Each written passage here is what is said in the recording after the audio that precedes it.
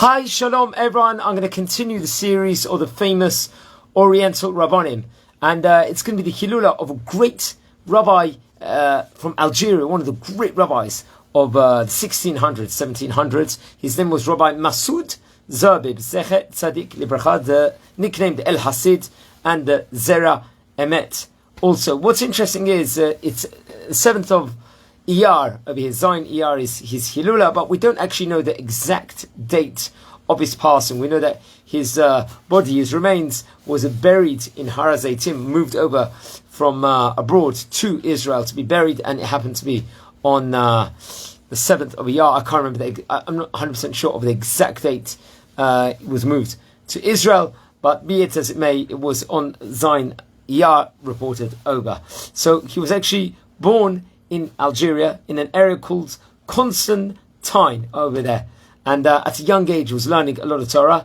And he actually learned under auspices of a great rabbi over there, who was the rabbi of Constantine. His name was Rabbi Moshe Moati. Zecher Tzadik Libracha, really, really great rabbi. And Rabbi Masoud learned a lot, gained a lot of knowledge, and was nicknamed the El Hasid also. During his time in especially the year 1659, Algeria lived under the Ottoman rule, and stability of local power was shaken, and it worsened the situation for the Algerian Jewry over there. And unfortunately, there was murders, acts of cruelties, humiliation that took place. But there was a change around the year 1711 when the Sultan recognized the autonomy of local power, and it did change the situation over there. Okay, Chacham Masoud, unfortunately, he suffered a lot in his life. He lost 14 children, unfortunately. Very, very, very sad.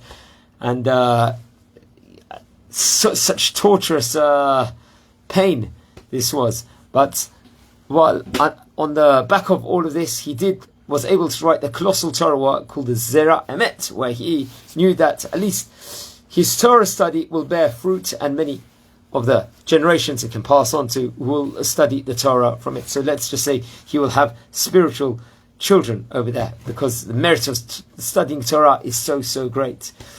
And there was unfortunately more troubleships. He was at the subject of bad things from the local authorities in Algeria, and he was sentenced to 400 lashes. And following these blows, it was reported he said over here, that millers remain idle, and those who look see trouble, and his strength was exhausted. Despite these severe blows, he remained alive, which naturally astonished the Muslims, and obviously his reputation was very, very great in their eyes. And obviously with all probably the much worse torture of losing all his children, the amount of suffering he suffered was absolutely huge and heartbreaking. But he wrote the book, the Zera Emet, and which one of the great books of the Zera is, let's just say the seeds, and Emet is a truth over here. That's what the translation is. And he completed writing it, I believe it was reported over on the 15th of Adar in the year 1715. However, later on it will get published, I believe, in the year 1851 in Levano by Rabbi Habib Toledano, really, really great rabbi who actually did it. And at the beginning of the book, he mentions, at the beginning of the book, it's mentioned, Habib Adam, blessed is man, he gives him what a powerful blessing that he was created in his image, the image of Hashem. He had huge influence, especially among the Jews of Algeria, and was the head of the Rabbanim of the community over there. And remember, Algeria had a huge, prominent Torah Jewish community the whole time, and had his reputation as a tzaddik. He gave him the name the El Hasid also, which just shows the huge influence that he actually had. Later on, he would be blessed with another son, which he thanked Hashem so much from. Huge amounts. Actually, it's interesting, one of my chavrutot over the years since I've been learning in Israel was his great grandson, a good friend of mine, and chavruta of mine, a big Talmid Chacham, a rabbi, and left over naturally many descendants from he had a child at the end. What's actually interesting is that the book, as I said before, of the Zera Emet was published in the year 1851, and given the most lavish compliments, calling him what a lovely person he really was. But he did suffer a lot also in life.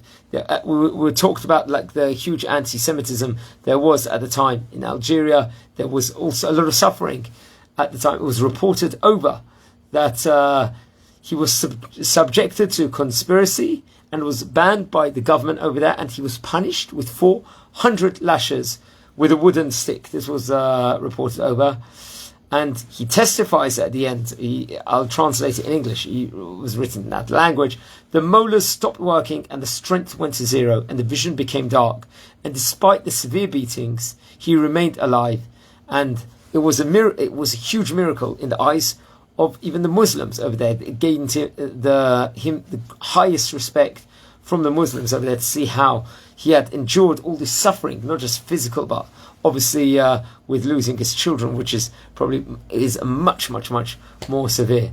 But he left the colossal, great Torah work, the Zera Emet, and also so many descendants learning Torah, great Torah in modern day here in Israel, and was one of the great rabbis of Algeria. And I really recommend everyone to learn more about the great Chacham. I think it was buried in Har HaZeitim in Jerusalem, and I'm not too sure the exact years, and I'm not too sure the reasonings why. There was obviously a huge anti-Semitism taking place in Algeria, but I was told over that there was plagues going on also in Algeria, and a lot of suffering with regards to health issues just all over the country, all over the world. At that stage in time, there were plagues, and all those terrible sufferings inflicted upon so many people in these areas. And please watch more. It's the Hilula here on Zion Yar over here. Please light candles in the memory of the great Rabbi Masoud Zerbib, and learn more about him and more about the great Rabbanim of yesteryear. Also, wishing you all a great day and just good things and brachot.